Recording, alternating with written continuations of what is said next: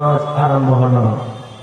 নামাজ শেষে আব্দুল বাজাদাইন নবীর সামনে সাক্ষাৎ করছে, মজা করছে। রাসূলুল্লাহ ফাতানা ওয়া রাসূলুল্লাহ সাল্লাল্লাহু আলাইহি ওয়াসাল্লাম, আল্লাহর নবী যখন আব্দুল্লাহকে দেখেছেন তখন আল্লাহর নবীর চেহারাখানা টল টল টল টল চন্দ্রের মতো মনে হচ্ছে ফোকাস দিতে আরম্ভ করেছে।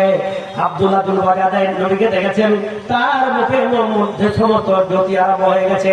যত মারার দুঃখ, যত পিটানোর দুঃখের বন্ধু আমার, কাপড় ছিনতাই করার দুঃখ, বাবা আমার কি মারা দুঃখ, যত যন্ত্র ব্যথা বেদনা সব দূর হয়ে গেল। আল্লাহ নবী দেখার বলছে, আল্লাহ রাসূল আমার আজকে 1 মাসের মার, রাত্রি গেল, দিন গেল, সকাল সন্ধ্যা কি মেরেছে, মুক্কা মারছে, ঘুষি মেরেছে, তো মার মেরেছে, আমার কাপড় ছিনতাই করে যত ব্যথা ছিল হুজুর, যখন আপনাকে দেখলাম সমস্ত ব্যথা বেদনা আমার অন্তর থেকে দূর হয়ে গেল। আর আপনার ভালোবাসা আমাকে অত্যন্ত উত্তেজিত করলো, আজকে জ্যোতির্ময় করে দিল।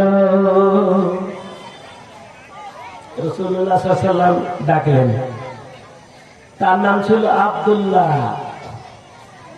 নাম রাখলেন কি?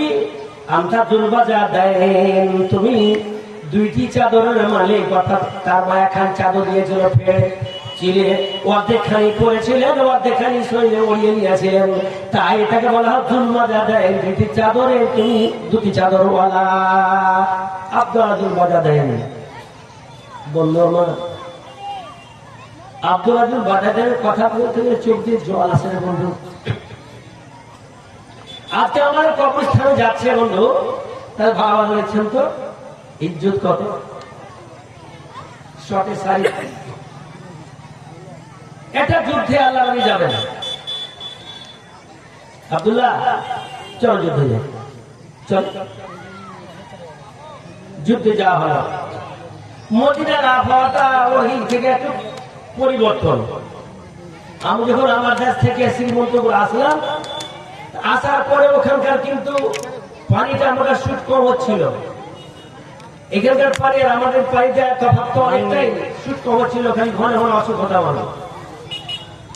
তারপরে যে কিছু হোক আস্তে আস্তে পানিটা শুট হয়ে গেল, আবহাওয়াটা আল্লাহ আমার ধৈর্য দিলে থেমে গেলাম।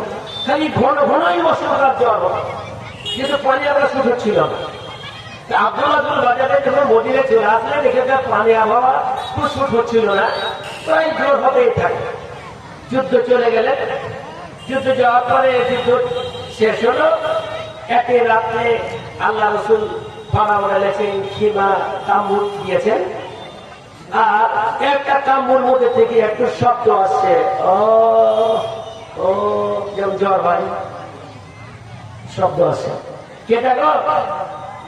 আব্দুল বাজারের কি হয়েছে? হুজুর খুবই জ্বর হলো। নবী গেলেন দেখতে, আব্দুল্লাহ কি বাবু, হুজুর আমাকে জ্বর হয়েছে, আমাকে অত্যন্ত মাথা ব্যথা করছে, শরীর ব্যথা করছে, এই করছে ওই করছে। আল্লাহ নবী কিছু ফোন দিলেন, 1 রাত চলে গেল, 2 রাত, 3 রাত্রির বেলা আল্লাহ নবীকে বলা হচ্ছে, আল্লাহ রাসূল আপনার আব্দুল্লাহ আপনাকে একটু ডাক দিয়েছে, আপনি তাড়াতাড়ি চলুন। আমার নবী আবু বকরকে, উসমানকে, উমরকে ফিরে আছেন, দেখছেন আব্দুল বাজার হয়ে গেছে, প্রায় শেষ কাছে গেছে। আমার নাই বলছেন, আব্দুল্লাহ তোমার কেমন কি অবস্থা? বলছে, হুজুর আমার শেষ, এখান থেকে আমি আর বাঁচবো তার আমার মনে হয় না হুজুর। ইয়া রাসূলুল্লাহ আপনি একটু আমাকে ক্ষমা করুন, আমাকে পথ দেখিয়ে দিন, কোনটা কথা বলতে হবে।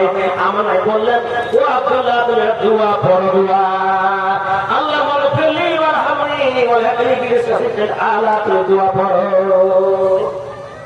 এ ভাইরা, আপনি আমি মরতে যাবো তো দোয়াটা মুখস্থ করে দিই আমরা, লাইলাটা পড়বেনি, কিন্তু এই দোয়াটা পড়বেন কি? আল্লাহ মাগফিরলি ওয়ারহামনি ওয়াহদিনি বিসরাতিল আলা।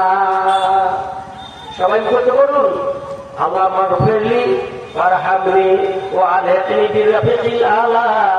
মা আমার বোন, মানুষ তো মরতেই হবে, সবাই মরবেন, এই দোয়াটা মুখস্থ না করলে আপনি মরার সময় আর মনে থাকবে না। আমরা সবাই মুখস্থ করে নিই, আল্লাহ মাগফিরলি ওয়ারহামনি ওয়াহদিনি বিসরাতিল আলা। নবী শিখিয়ে দিলেন